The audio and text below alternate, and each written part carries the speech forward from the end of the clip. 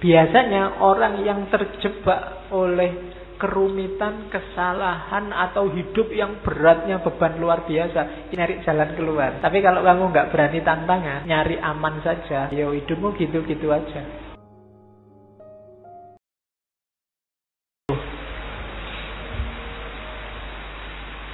Bismillahirrahmanirrahim. Alhamdulillahirabbil alamin. Wa bihi nasta'inu ala umurid dunya waddin.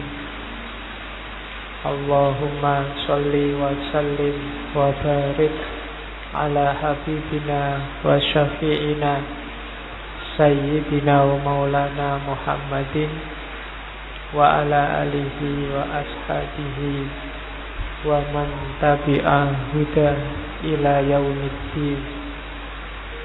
Amma ba'du. Bismillah, mari kita lanjutkan ngaji kita. Kita awali dengan sesi baru. Kita akan membahas tentang cinta. Sesi ini kita bagi 4 ya, karena 1 bulan 4 minggu. 2 minggu pertama kita bahas dari tradisi barat. Kita ketemu Plato dan Erich Fromm, muridnya Freud, penerusnya Karl Marx.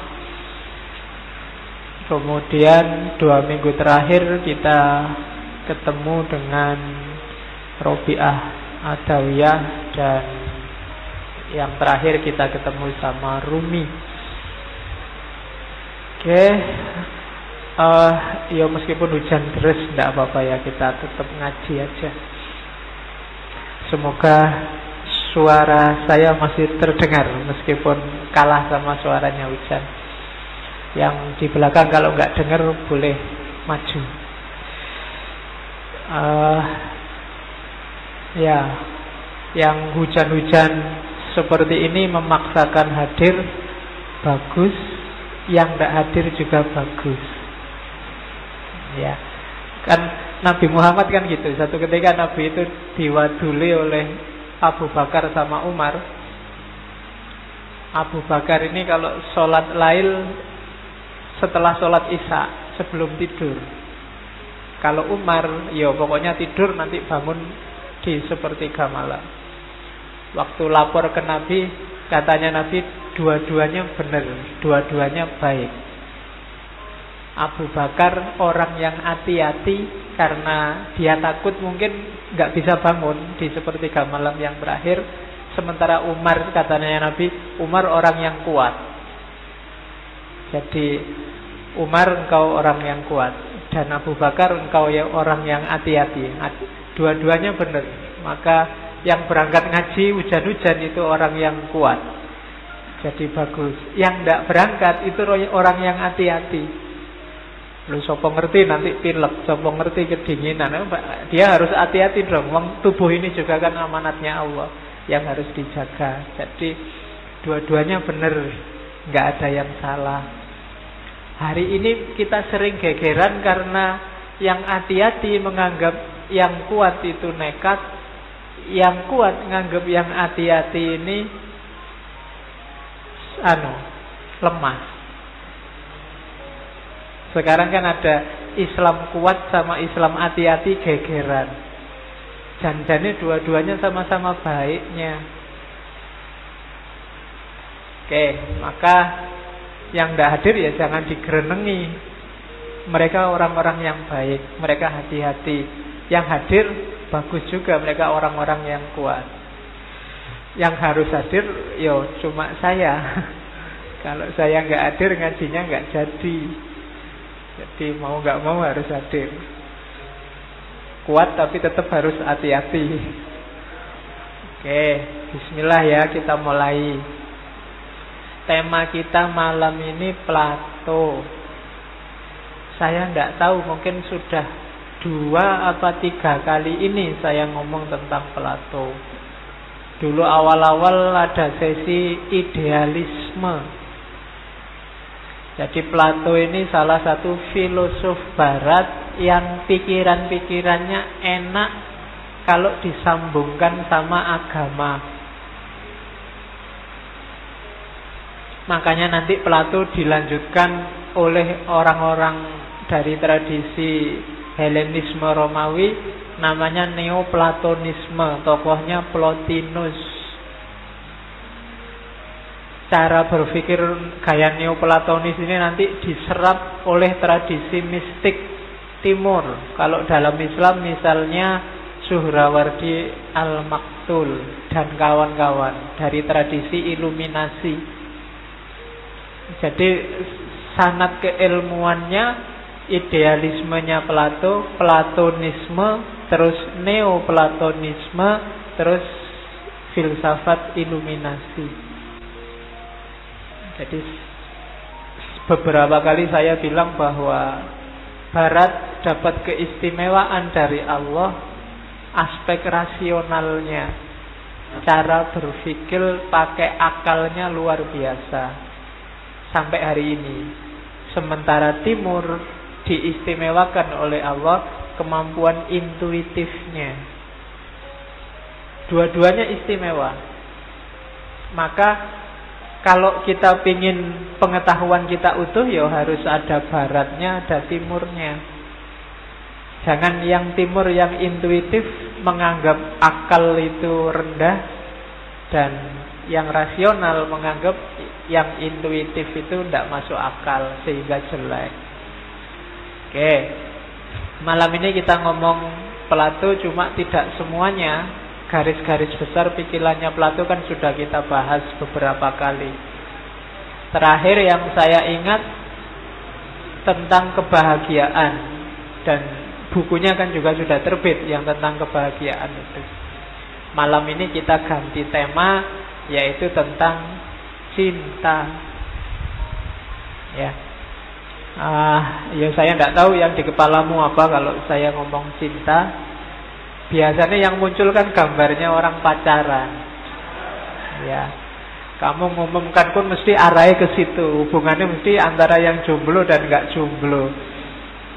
Nggak, arahnya nanti nggak ke situ. Pertama-tama nggak ke situ. Kita lihat ya, dari Plato sampai minggu depan Erich Fromm, terus dilanjutkan Robiah dan Rumi. Jadi cinta itu bahasa Indonesia dari bahasa Sanskerta sebenarnya. Kata-kata cinta itu, mungkin kalian tiap hari ngomong cinta tidak pernah ngelacak ya, kata-kata cinta itu dari mana. Kata-kata cinta itu dari bahasa Sanskerta, artinya malah tidak ada hubungannya seperti yang kamu bayangkan. Artinya itu pertimbangan, pemikiran.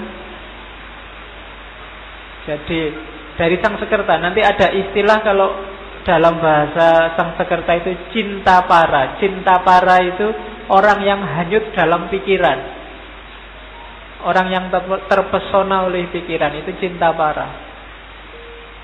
Dan itu yang hari ini kita pakai kata-kata di Indonesia, cinta. Meskipun nanti katanya sastrawan Remi Silado itu bukan bahasa Sanskerta, tapi bahasa Spanyol. Kesini dibawa oleh orang-orang Portugis. Artinya tali. Makanya kan hari ini kan kita ada istilah putus cinta. Nah, itu berarti talinya putus. Di zaman dulu kalau orang jatuh cinta terus tunangan, simbol bahwa dia sudah tunangan itu pakai diikat dengan tali yang warnanya merah. Makanya cinta itu bisa putus, bisa nyambung karena hubungannya sama tali. Dipakailah istilah cinta. Oke, yo istilah yang lain banyak. Ada istilah sayang, ada istilah kasih, dan lain-lain. Kita lihat 1 bulan ini ya, kita main-main dengan itu. Jenisnya ada cinta jasmaniah, ada cinta persahabatan, ada cinta ketuhanan. Itu biar kenal aja istilah-istilahnya. Cinta jasmaniah itu ya fisik. Ini yang konotasinya pacaran tadi, ketertarikan yang ada hubungannya sama seksualitas. Cinta jasmaniah. Bahasa Yunaninya eros. Bahasa Sangsekertanya kama. Makanya ada kitab seks, filsafat seksnya yang dari India, judulnya Kama Sutra. Ya, Kama Sutra. Kelihatannya dulu pernah kita bahas itu Kama Sutra satu sesi. Alhamdulillah kelihatannya rekamannya enggak jadi saya lupa juga slide-nya masih ada apa enggak, tapi itu Kama namanya. Saya membayangkan entah kapan nanti ada 1 bulan penuh kita tidak ngomong cinta tapi ngomong seks. Mungkin ruangannya jangan di sini ya, tidak enak. Ya, kan nanti ada Kama Sutra. Orang Jawa kenal orang Jawa Hindu, asalnya dari India, ada filsafat namanya tantrisme. Kan? Islam fikih kan juga punya konsep seksualitasnya. Menurut saya konsep seksualitasnya Islam agak luar biasa. Kapan-kapan kita bisa bahas itu. Tidak kalah sama Kama Sutra atau tantrisme. Oke, orang Jawa juga punya filosofi sendiri. Kapan-kapan tapi ya kita ngomong itu. Jangan sekarang, besok kalau kalian sudah punya istri. Oke, jadi eros, kalau Latin ada amor, makanya ada dewa amor. Dewa amor itu bahasa Latin dari eros. Eros itu dewa cintanya Yunani. Kalau kalian mungkin surfing lihat ada gambarnya, biasanya simbolnya pakai bayi. Bayi kecil ada sayapnya bawa panah. Itu eros. Padahal nanti dalam mitologinya eros ini yo tinggi, besar, gagah, ganteng. Karena dia putranya Afrodit. Afrodit ini dewi yang paling cantik, istrinya Ares. Ares dewa perang. Afrodit ini anaknya Zeus, berarti Eros itu cucunya Zeus. Nah, itu cinta jasmania. Hati-hati panahnya Eros itu, kalau kalian sudah kena panahnya Eros, itu sudah kelepek-kelepek. Tidak bisa mengelak. Orang jatuh cinta, sebelum kamu jatuh cinta bisa kamu tahan, tapi kalau sudah jatuh cinta, itu sudah wallahu a'lam bishawab. Ya, saya pernah ada wali murid itu datang menemui wali mahasiswa, ketemu bahwa anaknya kuliahnya nilainya jatuh gara-gara pacaran. Sumpek tuh itu saya jawabnya. Masa tak larang pacaran? Masa tak terus ada SK untuk mahasiswa jangan pacaran? Kan susah. Ya cuma tak bilang ini aja, Bu, ya anak muda itu kalau belum jatuh cinta dilarang untuk jatuh cinta lebih mudah daripada sudah jatuh cinta dilarang melanjutkan cintanya, itu nilainya pasti lebih jatuh lagi. Kalau tidak percaya, ya kamu coba aja.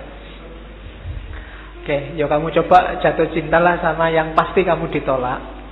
Nah, terus rasakan efeknya dalam hidupmu. Oke, itu cinta jasmania. Ada cinta yang kalau di Plato levelnya lebih tinggi. Istilahnya dia cinta persahabatan. Kalau ini tidak melihat jenis kelamin, tidak ada hasrat seksual. Tapi kalau bahasa Inggrisnya compassion, kasih sesama, cinta alam. Itu ada di level kedua, cinta persahabatan. Bahasa Yunaninya philia. Makanya filsafat itu philia sama sophia.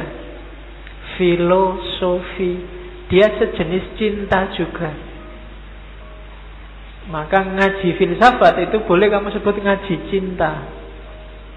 Cuma cintanya bukan cinta jasmania, tapi cinta yang lebih tinggi, filia. Kalau bahasa Sanskertanya itu priyata atau sneha. Bahasa Latinnya delictio. Oke. Yang ketiga, cinta ketuhanan. Kalau cinta ketuhanan itu cintanya Tuhan pada kita yang kita tiru dengan mencintai seperti cintanya Tuhan pada alam semesta. Jadi kita mencintai segalanya atas dasar cintanya Tuhan, karunia Tuhan. Itu namanya cinta ilahiyah. Nanti dicontohkan oleh Robi'ah, oleh Rumi. Betapa sayangnya Tuhan pada kita, dan kita juga betapa sayang dan butuh kita pada Tuhan. Itu kalau bahasa Yunani namanya agape. Ya, bukan EGP ya. Kalau EGP kan memang gue pikirin. Karitas, karuna, prema. Bahasa Arabnya Rahman. Bahasa Yahudinya Hesed, bukan keset, Hesed. Ya, jadi itu cinta ketuhanan. Jadi ternyata istilahnya beda-beda. Cuma dalam bahasa Indonesia disebut cinta. Jadi kalau ada orang bilang aku cinta padamu, tegaskan dulu itu cinta yang gimana dulu. Cinta yang jenisnya eros, apa jenisnya filia, apa jenisnya agape. Jenisnya agape itu cinta ketuhanan. Itu yang dalam hadis mencintai karena Allah dan berpisah karena Allah. Itu cinta ketuhanan namanya. Tapi kalau ya karena kita sesama manusia, aku sayang kamu, kamu sayang aku, filia, itu berarti cinta level 2. Kalau cinta jasmania itu yang eros. Nah, kalau ada orang bilang I love you padamu, jangan salah paham dulu. Jangan-jangan itu cinta yang kedua, yang filia, bukan yang pertama. Oke, jadi jenisnya itu. Awas keliru kalau membaca istilah-istilah. Kalau dalam Islam cinta yang sifatnya jasmania itu sering disebut mawaddah. Ya, jadi kalau makanya orang berumah tangga itu biasanya kan mawaddah, syukur-syukur bisa naik level jadi mahabbah. Kalau lebih tinggi dari itu rahmah. Jangan ujuk-ujuk rahmah. Kalau rahmah dulu tanpa mawaddah, tidak ada ketertarikan jasmania, ya susah kamu nanti berumah tangga. Lihat suaminya kayak temennya, kayak ustadznya, kayak enggak enak. Ada level mawaddah dulu, ketertarikan fisik. Setelah itu mahabbah. Setelah itu baru rahmah, cinta ketuhanan. Maka kalau cintanya naik dari mawaddah ke mahabbah terus jadi rahmah, rumah tangganya langgeng. Tapi kalau tidak naik kelas, mawaddah kok mawaddah terus nggak jadi mahabbah, nanti istrinya umur-umur 50-an sudah bosan, ingin nyari yang baru. Kenapa? Ya karena jasmania, fisiknya kan sudah berubah. Secantik apapun orang umur-umur 50, 60 ya pasti sudah berubah. Makanya saya sering bilang, makanya nyari istri biar langgeng, jangan cari yang cantik. Nyari yang jelek lebih langgeng. Nah, kalau jelek itu kan sekarang kamu nikahi jelek, besok sudah tua ya masih jelek, jadi tidak kaget kamu. Tapi kalau kamu nyari yang cantik, ya sekarang cantik, kalau sudah tua berubah jadi jelek. Jadi kalau ingin cintamu langgeng, ya jangan nyari yang terlalu cakep. Hidupmu tidak tenang nanti. Waktu muda kamu tidak tenang, waktu tua dia sudah jadi jelek. Oke, cinta jasmania, mawaddah naik kelas jadi mahabbah. Kalau mahabbah itu sudah nggak lihat lagi fisik, sudah ada kedalaman. Kalau yang ilahiyah sudah tidak melibatkan yang bercinta lagi, tapi hubungannya sama ketuhanan, orientasinya ke atas. Dan nanti Plato ngajarin itu, bagaimana cinta itu jangan berhenti di jasmania. Meskipun boleh manusiawi kamu suka sama lawan jenis. Bahkan nanti di salah satu kitabnya Plato namanya Phaedrus, Plato itu kan biasanya bukunya pakai dialog. Ada salah satu narasi dari temennya yang menyetujui homoseksualitas di buku itu, cuma nanti dibantah oleh Socrates. Cara mikirnya tidak begitu, katanya Socrates. Oke, nanti kita lihat. Jadi untuk belajar Plato tentang cinta, bukunya tiga-tiganya dialog. Yang pertama judulnya Phaedrus, yang kedua Simposium, yang paling banyak ngomong tentang cinta, yang ketiga Republik, ya, yang sudah diterjemahkan dan tebal. Yang paling banyak ngomong tentang cinta itu Simposium. Simposium itu dialog antara Socrates dan kawan-kawan yang sedang berpesta.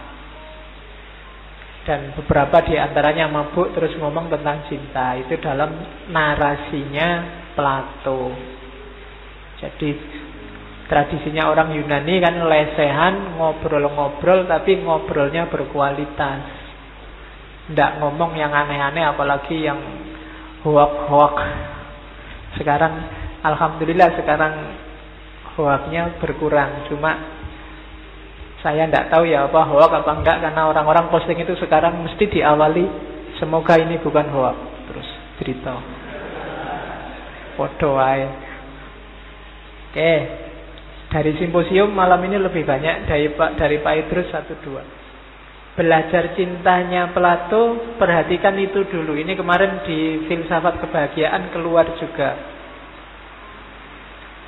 Jadi hidup kita ini kayak kusirnya, apa itu namanya, pedati, apa ya, kereta. Kudanya 2, cuma itu gambarnya kurang mewakili. Kudanya ada sayapnya nanti. Jadi hidup kita itu kayak orang yang sedang naik kereta. Kudanya 2, ada saisnya dan ada sayapnya. Ini imajinasinya kayak buruk gitu kan, kuda yang ada sayapnya. Oke, ada kuda hitam, ada kuda putih. Kuda hitam ini lambang nafsu-nafsu yang rendah. Rendah itu bukan berarti jelek ya, tapi levelnya rendah. Kita butuh itu, tapi jangan sampai dikuasai. Kalau kuda putih ini hasrat yang levelnya lebih tinggi, harga diri, keinginan melakukan kebaikan dan seterusnya, itu kuda putih. Itu ya bagus, tapi tetap harus kita kendalikan. Kalau tidak kita kendalikan, keinginan baik itu bisa blunder, merusak kita sendiri. Maunya ngasih nasihat orang lain, tapi kalau ruang dan waktu, porsi dan proporsinya nggak pas, itu bisa hasilnya kebalikannya. Itu kuda putih. Jadi dalam diri kita ada dorongan untuk berbuat baik, namanya kuda putih. Ada nafsu-nafsu rendah, namanya kuda hitam. Yang bisa mengendalikan siapa? Saiznya, kusirnya, namanya rasio, akal. Akalnya harus jalan. Akal tidak jalan, maka kuda hitam sama kuda putih bisa tidak karu-karuan. Bisa nabrak kiri, nabrak kanan, bahkan bisa ngerusak keretanya itu sendiri. Terus ada sayapnya. Itulah eros, itulah cinta. Kenapa harus ada sayapnya? Biar kuda ini gak cuma jalan di muka bumi, gak cuma hidup apa adanya menghabiskan umur, tapi dia bisa transendensi, bisa naik ke atas, bisa bernilai hidupnya. Untuk bisa bernilai dan punya makna, naiklah ke atas. Maka kudanya butuh sayap. Hidup yang semakin berkualitas dan bermakna. Untuk itu orang butuh cinta. Nanti di belakang banyak dijelaskan kenapa kok untuk yang semacam itu butuh cinta. Kenapa kok kalau tanpa cinta hidup kita biasa-biasa saja, kayak kereta yang jalannya di bumi saja, nggak bisa terbang, nggak bisa melayang. Jadi bagi kalian yang nggak punya cinta, umurmu habis hanya untuk makan, minum, tidur, nongkrong, weanan. Nggak ada gelombangnya, kamu nggak bisa naik ke atas. Meskipun resikonya memang semakin kamu naik tinggi ke atas, ada resiko kamu jatuhnya lebih sakit. Nggak masalah. Jangan takut tantangan. Itu kan kayak ceritanya Gibran. Di salah satu bukunya Gibran cerita perdebatan antara pohon kelapa sama rumput. Jadi satu ketika ada hujan deras kayak gini, pohon kelapa itu mentiung kiri, mentiung kanan. Lama-lama rubuh dia. Rubuh ketemu rumput, diketawain sama rumput. Makanya jadi tumbuhan gak usah tinggi-tinggi, cukup jadi rumput saja. Tapi jawabannya pohon kelapa apa? Aku ndak menyesal sekarang tumbang. Aku sudah tahu banyak, aku sudah tahu ada apa di atas, bahkan aku tahu yang ada di sekelilingku semuanya. Aku puas hidupku. Sementara engkau hanya rumput biasa, ngertinya cuma sekelilingmu paling jarak berapa meter gitu aja. Kamu ndak ngerti apa-apa, hidupmu sempit. Meskipun umurmu panjang, karena nggak patah. Umurku sebentar karena aku tinggi, tapi dalam ketinggian itu aku dapat banyak hal. Sekarang mati patah ndak masalah. Nah, itu kamu cari di bukunya Gibran. Saya ndak tahu, nanti pasti ada sesi filsafat cinta kedua. Masih banyak yang belum saya masukkan. Belum ada Nietzsche, belum ada Gibran, belum ada Ghazali, belum ada. Tapi jangan terus-terusan cinta. Ya. Oke, yuk kapan-kapan, tahun depan juga boleh. Jadi itu ya, belajar Plato berarti ini yang pertama-tama harus diingat. Ingatlah, kita ini kayak kereta yang harus dikendalikan oleh akal.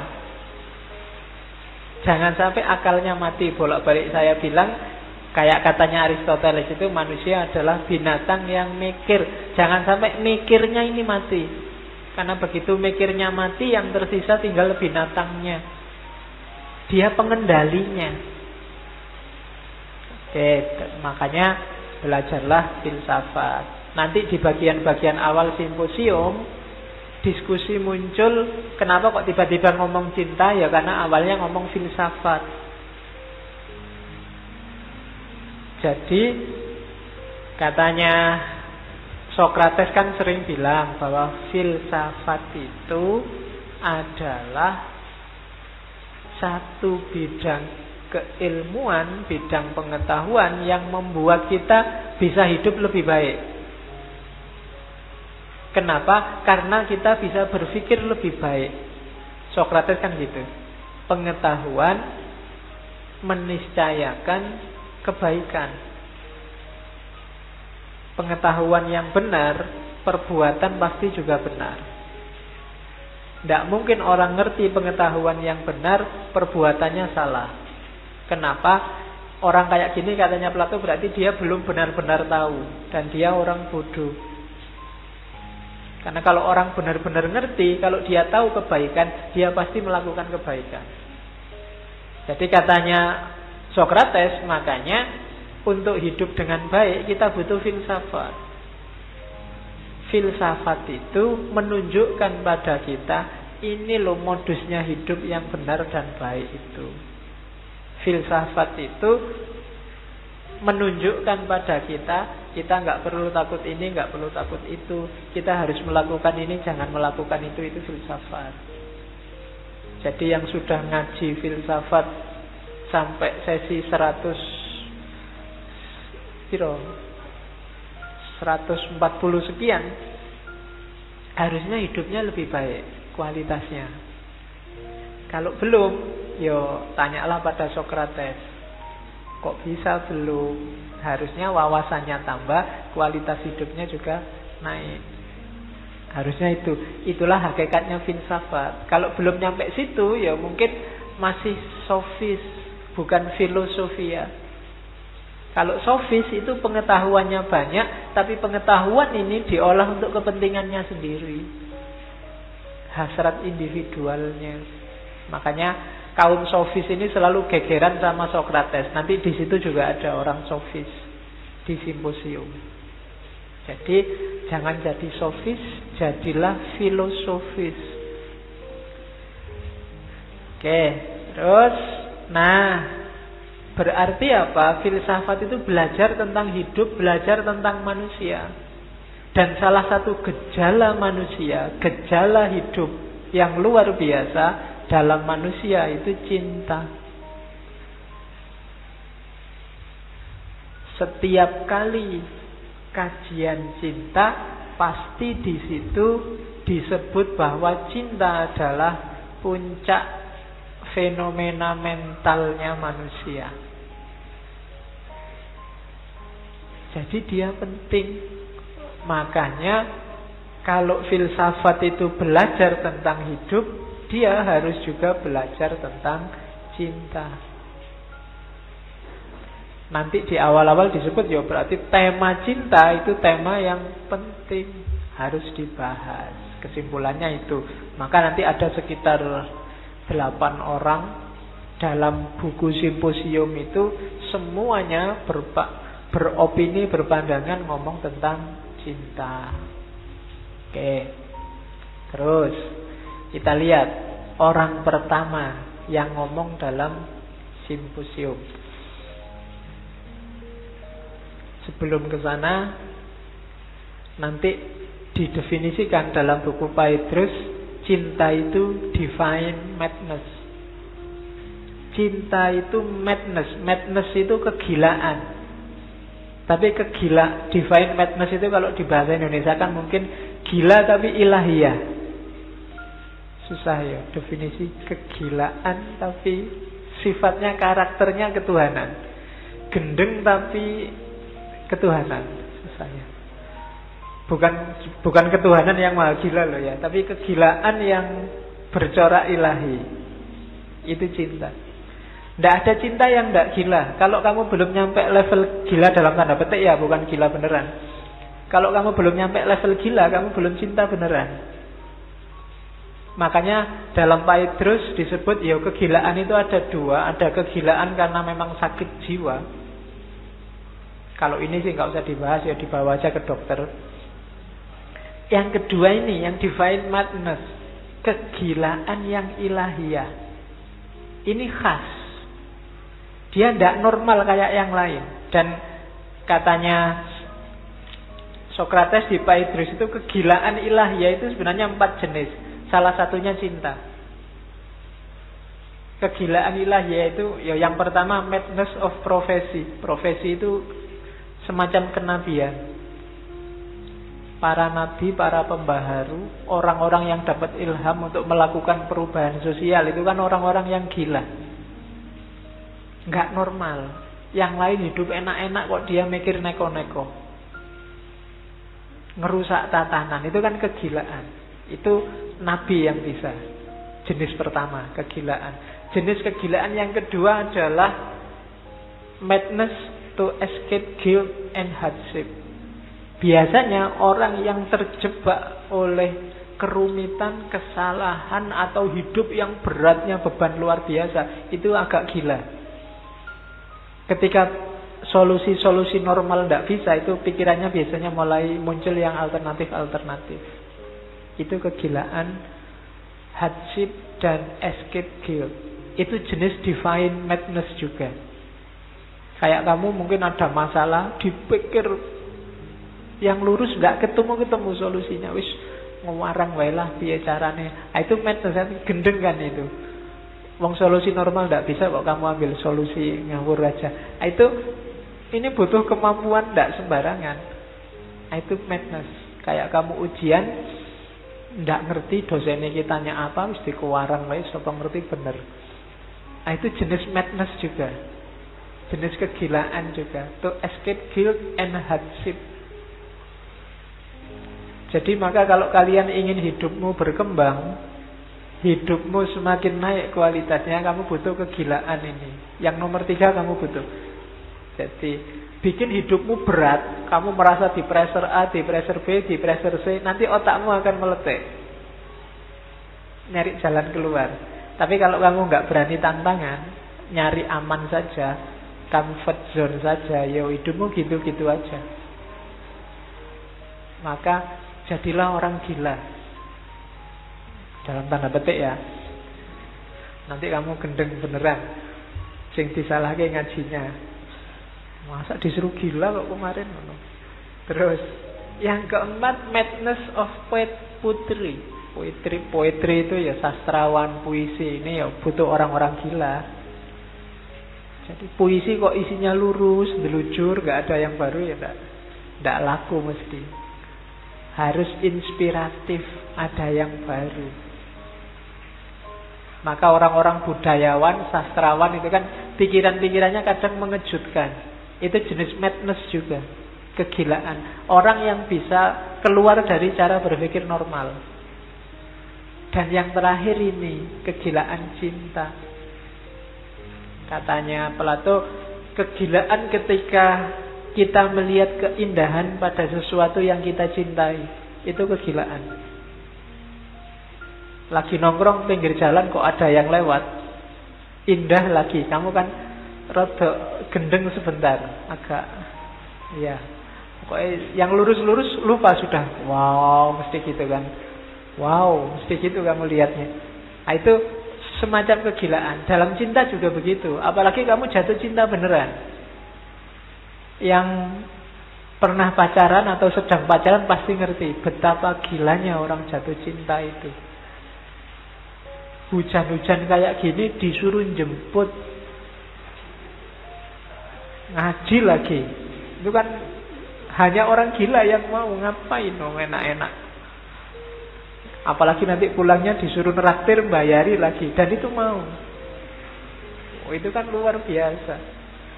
Dia sendiri suruh bikin makalah, malah males-malesan, dimarahi dosennya. Tapi begitu si dia yang minta bikin makalah, melekan dibela-belain. Itu kan kegilaan yang luar biasa. Jadi divine madness. Bagi yang memang sedang jatuh cinta, kerjasamalah sama dia yang kamu cintai itu untuk mendorongmu produktif melakukan yang baik-baik. Kalau bisa kerjasama semacam itu, kalian berdua bisa naik kelas hidupnya dengan energi cinta. Jangan disuruh yang nggak penting. Paksalah pacarmu itu, misalnya kamu punya pacar, pokoknya aku ndak mau jadi pacarmu kalau bulan ini tulisanmu nggak jadi. Kalau semester ini tesismu nggak jadi, kita putus saja. Itu kan positif energinya, daripada dipakai yang aneh-aneh. Jadi mending kamu manfaatkan energi itu untuk yang positif. Kenapa? Di situ ada kegilaan-kegilaan yang kalau pakai pikiran normal ndak mungkin.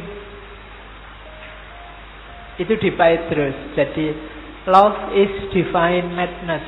Cinta adalah kegilaan ilahiyah. Orang yang jatuh cinta adalah orang yang gila. Orang yang berpuisi, para sastrawan, biasanya orang-orang yang gila. Orang yang hidupnya kepepet, itu orang-orang yang gila. Dan para nabi kadang-kadang melakukan revolusi sosial, mereka juga kategorinya orang-orang yang gila.